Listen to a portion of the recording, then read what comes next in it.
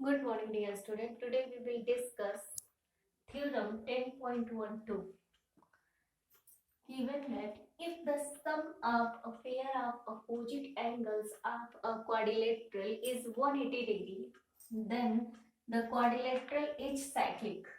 Means जो भी आप 10.11 में आपने प्रूफ किया था कि अपोजिट एंगल्स के सम 180 होते हैं कब, जब आपको ये क्वाड्रिलेटरल साइक्लिक होता है, उसी का जस्ट कन्वर्जन है ये कि 180 हो रहा है एंगल्स का सम, अपोजिट एंगल का सम, तो आपको प्रूफ करना है कि ये जो क्वाड्रिलेटरल है ये क्या है, साइक्लिक है। इसके पहले वाले थ्योरम का ये बस कन्वर्जन है। Given that a quadrilateral ABCD in which angle A plus angle C equal to 180 degree, यही आपको गिवन है कि पेयर का सम जो है 180 डिग्री, ये आपको गिवन हो गया। प्रूफ क्या करना है, ABCD is a cyclic quadrilateral। यहाँ पे जो मैंने लिया है ABCD is a cyclic quadrilateral। जब इस टाइप के क्वेश्चन होते हैं तो हम पहले ही ले लेते हैं कि ABCD साइक्लिक क्वाड्रिलेटरल नहीं है। देखिए अब कंस्ट्रक्शन में मैंने लिखा है इफ पॉसिबल, पॉसिबल अगर है तो हम क्या लेते हैं, ABCD be not a cyclic quadrilateral, be not a cyclic quadrilateral. मैंने अभी कहा क्या लेते हैं, हम लोग जस्ट अपोजिट ले लेते हैं। Draw a circle passing through non collinear point. Non collinear point का मतलब क्या है, मतलब एक ही लाइन में ये पॉइंट्स नहीं है। Draw a circle passing through non-collinear points D A B। ठीक है, D A B से एक सर्कल पास कर रहे हैं। Let this circle meet D E। ये सर्कल को कहाँ पर मीट कर रहा है, D E पे। उसके बाद क्या किया, ज्वाइन E B, E से B को ज्वाइन किया है। पहले सर्कल ड्रॉ किया है, D से E को मैच किया, फिर B से E से B को ऐड कर दिया है। फिर क्या करना है, प्रूफ देख लीजिए। कंस्ट्रक्शन में आप इतना लिख लेंगे, उसके बाद प्रूफ में आएंगे। प्रूफ में आपको क्या है, सबसे पहले जो गिवन है हम उसको लिखते हैं angle A plus angle C equal to 180 degree. देखिए प्रूफ में मैंने लिखा है angle A plus angle C equal to 180 degree given equation 1। फिर देखेंगे नाउ, अब जो हमने फिगर ड्रॉ किया है उसके अकॉर्डिंग क्या हो रहा है, ABED is a cyclic quadrilateral. ये साइक्लिक क्वाड्रिलेटरल हो जाएगा। तो अगर ABED साइक्लिक क्वाड्रिलेटरल है तो angle A plus angle E equal to 180 degree होना चाहिए। हमने क्या यहाँ पे सपोज किया था कि ABCD एक साइक्लिक क्वाड्रिलेटरल नहीं है। अगर साइक्लिक क्वाड्रिलेटरल नहीं है तो हमने क्या ड्रॉ किया है, draw a circle passing through non collinear point DAB। एक सर्कल पास किया है जो C से होकर नहीं जा रहा है बल्कि E से होकर जा रहा है और ज्वाइन किया है AB को। तो उसके अकॉर्डिंग जब ये ABED साइक्लिक क्वाड्रिलेटरल है तो अपोजिट एंगल का सम कितना होना चाहिए था, 180 डिग्री होना चाहिए। अब इक्वेशन 1 और इक्वेशन 2 से, अच्छा ये कैसे हुआ है, क्योंकि sum of opposite angle of cyclic quadrilateral is 180 degree. इसके थ्रू ये हुआ है इक्वेशन 2 आपका।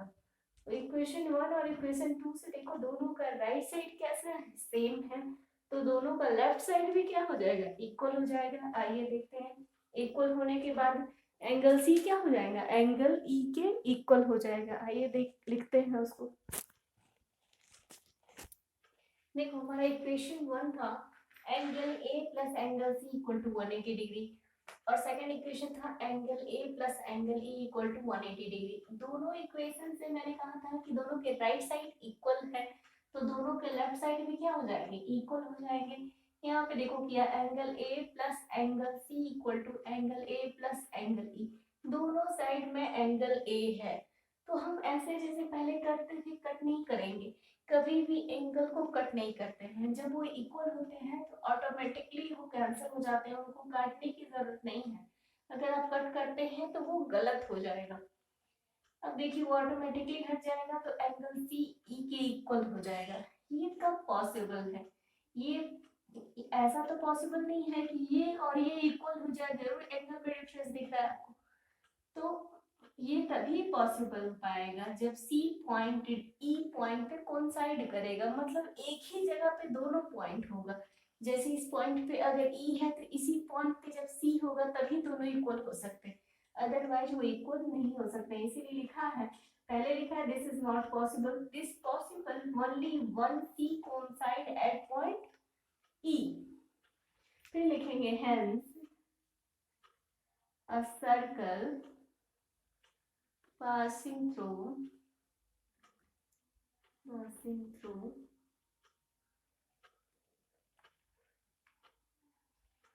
D A B must pass through collision through point C also। अगर वो डी ए बी से कोई सर्कल ड्रॉ किया जा रहा है तो वो सी से पास होकर जाना मस्ट हो जाता है। Hence ABCD is a cyclic quadrilateral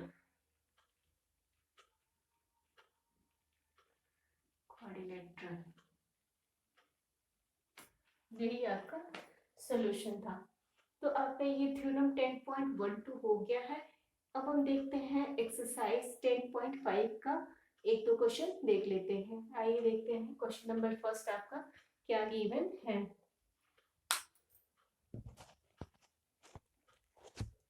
देखो बच्चों क्वेश्चन फर्स्ट जो है गिवन है आपको in the figure A, B and C are 3 points on a circle with center O such that angle BOC equal to 30 degree। यहाँ पे देखिए angle BOC, C यहाँ में लिखा है C, angle BOC equal to 30 degree and AOB equal to 60 degree if D is a point on the circle। D एक ऐसा point है सर्कल पे जो आर्क ABC के जस्ट अपोजिट है। जैसे ABC एक आर्क है और दूसरा आर्क इधर है ADC वाला आर्क है। यहाँ पे पॉइंट जो है ABC आर्क वाले पे नहीं है बल्कि दूसरी तरफ बना हुआ है D पॉइंट। तो फाइंड क्या करना है ADC मींस ये वाला एंगल हमें फाइंड करना है। तो आपने पढ़ा था एक थ्योरम था 10.8, आपने क्या पढ़ा था कि सेंटर पे जैसे सेंटर पे कोई एंगल जो बनता है उसका जस्ट हाफ अदर साइड पे बनता है। अगर यहाँ पे x है 2x है तो यहाँ पे क्या हो जाता है x हो जाता है। आपने पढ़ा हुआ है थ्योरम 10.8 में। तो उसके अकॉर्डिंग आप देख रहे हो सेंटर पे ये टोटल एंगल कितना बन रहा है 90, तो ये कितना हो जाना चाहिए 45। यही आपका आंसर हो जाएगा 45 डिग्री। बट कैसे लिखेंगे इसको ये हम देखेंगे। यहाँ आप सबसे पहले इन दोनों एंगल को ऐड करेंगे हम लोग। AOC यहाँ पे O है, सेंटर O है, AOC पहले फाइंड करेंगे। तो आइए लिखते हैं angle AOC equal to angle AOB plus angle BOC। AOB की वैल्यू कितनी दी हुई है, AOB की 60 डिग्री है और इसकी 30 डिग्री है, तो टोटल कितनी हो जाएगी 90 डिग्री। ठीक है, अब थ्योरम के अकॉर्डिंग चलेंगे। थ्योरम आपका था 10.8, उस थ्योरम के according bye theorem 10.8 angle ADC, ये वाला जो एंगल होता है हाफ होता है सेंटर पे बने हुए एंगल का AOC का। ठीक है जाएगा हाफ AOC की वैल्यू यहाँ से कितनी मिल रही है 90 डिग्री। तो ये सॉल्व करने पे क्या हो जाएगा 45 डिग्री। आपने पढ़ा होगा। ठीक है, या आप ऐसे पढ़े होंगे उस थ्योरम में 10.9 में ये भी है कि ये वाला जो होता है इसका जस्ट डबल होता है सेंटर पे। तो इसमें कंफ्यूज होने वाली बात नहीं है, कंफर्म रहिए इसका जस्ट डबल सेंटर पे होता है या सेंटर का जस्ट हाफ यहाँ सर्कमफ्रेंस पे होता है।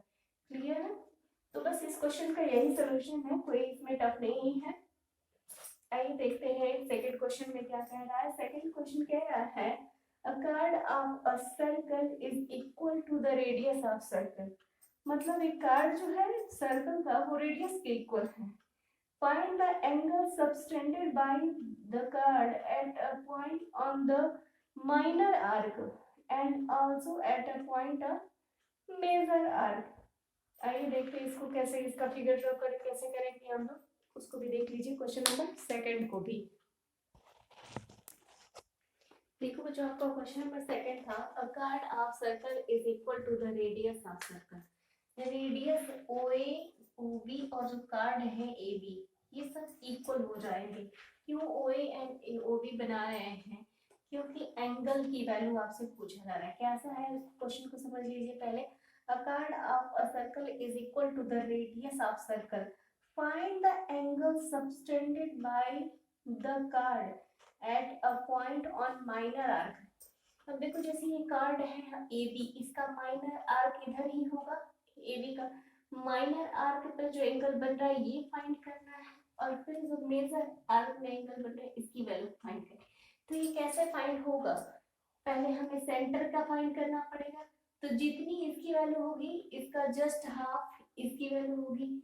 और फिर अगर दूसरा फिगर अलग अलग बना के लिखा है तो फर्स्ट वाले का देखो, इसको ऐसे समझो. एक कार्ड है, इस पे ऐसे है, तो इसका हाफ, इसका जस्ट हाफ यहाँ बनेगा, या फिर इसका यहाँ पे जो सर्कमफ्रेंस पे बना हुआ है वो सेंटर पे इस एंगल का जस्ट डबल. जैसे ये x है तो ये क्या हो जाएगा 2x. अब इस वाले एंगल को समझो. यहाँ पे बना है AB, ठीक है. तो यहाँ पे एक एंगल पूछ रहा है, तो ये किसके इक्वल होगा? ये इनर वाले के नहीं बल्कि इसका हाफ होगा. ये सेंटर में बना हुआ है ना, तो इसका हाफ होगा. आप लोगों को 10.8 की बात कोलोडोरी में समझाया गया होगा कि इस वाले एंगल का हाफ यहाँ पे होगा. जैसे तभी इस लाइन को भूल जाओ, इसका हाफ यहाँ पे बनाते हैं, ठीक है. तो उसी के अकॉर्डिंग चल रहे हैं हम लोग. तो पहले हमें इसकी वैल्यू फाइंड करनी है, फिर उसका रिफ्लेक्स कर देंगे तो हमें दूसरी वाले की वैल्यू मिल जाएगी. आइए देखते हैं हम इसको कैसे लिखा है मैंने. Let AB be the chord of circle which is equal to radius. Join OA and OB where O is the center of circle. अच्छे से समझिएगा. Let AB be the chord of circle which is equal to radius. ये construction में नहीं है, question में ही है. Join OA and OB where O is the center of circle. उसके अकॉर्डिंग क्या हो जाएगा? OA equal to OB equal to AB. अगर तीनों साइड इक्वल है तो ये क्या हो जाएगा?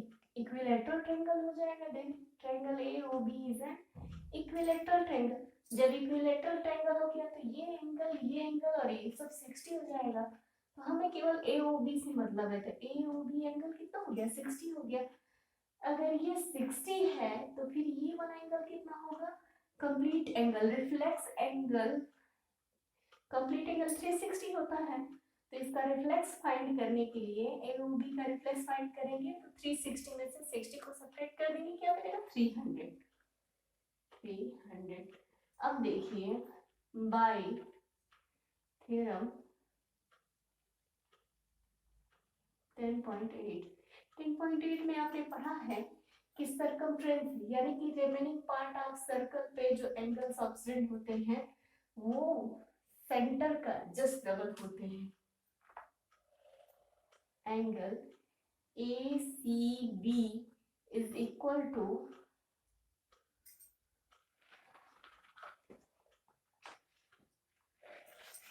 angle AOB is equal to 2 times of angle ACB. ऐसा आपने पढ़ा है कि सर्कमफ्रेंस पे बने हुए एंगल जो होते हैं इनका जस्ट डबल, इसके अगर 2 का मल्टीप्लिकेशन कर दे तो ये सेंटर पे बने हुए एंगल के इक्वल होते हैं. तो देखो AOB की लेंथ तुम्हें पता है 60 डिग्री, 2 इंटू एंगल ACB. अब यहाँ से देखो 60 degree is divided by 2, we get ACB 30 degree. यहाँ से क्या मिला 30 डिग्री, ए सी बी की वैल्यू मिली 30 डिग्री। अब तो ये आपको एक मिला, इसकी वैल्यू आपको 30 डिग्री मिल गई, इसकी वैल्यू तो आपको पता नहीं है, तो इसकी वैल्यू भी फाइंड करने के लिए हम फिर यूज करेंगे theorem, bye theorem 10.8 angle APB, sorry reflex angle AOB। ये जो रिफ्लेक्स एंगल AOB है ये क्या है, जस्ट डबल है किसका, एंगल APB का, ठीक है। रिफ्लेक्स एंगल AOB का जस्ट डबल है ये APB, तो रिफ्लेक्स एंगल का कितना है 302, इसका डबल हो जाएगा रिफ्लेक्स एंगल। तो यहाँ पे APB की वैल्यू हमें पता करनी है, तो ये 300 इज डिवाइडेड बाय 2, APB कितना आ जाएगा 150 डिग्री, APB की वैल्यू हो जाएगी 150 डिग्री। इसकी वैल्यू और इसकी वैल्यू हमें फाइंड करने की, अगर इस क्वेश्चन में कहीं भी डाउट होगा तो आप क्वेश्चन पूछ लेंगे। Thank you class.